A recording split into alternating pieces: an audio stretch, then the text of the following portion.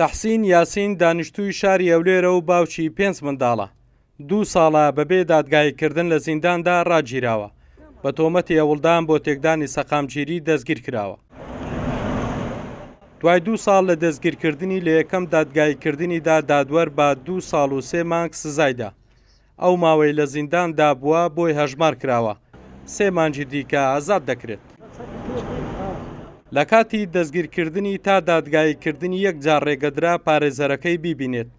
ئەمەش پارێزەرەکەی ئەو کەیسەی نیگەران کردووە. ئەو ماوەی تاو نایاسایی بووە لەبەرەوەی هەر کەسێک گەر هات و تۆمەتەش کراوە پاڵ مافی و هەیە پارێزگای لە خۆگە دیفاع لە خۆگە پارێزەری بێتن، بەڵام بە هیچ شێوەیەک نایش پارێزەر لە بۆی دابین بکرێتن و ڕێگەیان پێ نەدا بە هیچ شێوەیەک بشبیرن تا ئەودا 2 ساڵە تا ئەم دەقیقەکە هۆڵیدا تا داگای تاوان دەچیتم.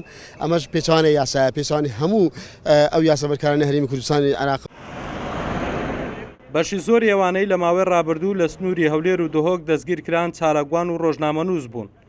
چالاکوانان و ڕۆژنامەنووسانی شەم هەنگاوە بە مەترسی دەبینن. 2 ساڵە لە زیندانە بە پێی گوتەی پارێزەرەکانی هیچ یەکێک لەو تۆمەتانەی بە ساغ نەبووتەوە لە هۆڵی دادگا. ئەنی لەسەر چی ئەساسێک 2 ساڵ کەسێک زیندانی بکرێت تەنها لەبەرەوەی بەشداری لە خۆپیشاندانێک کردو، بەشداری لە گردبوونەوەیەک کردو.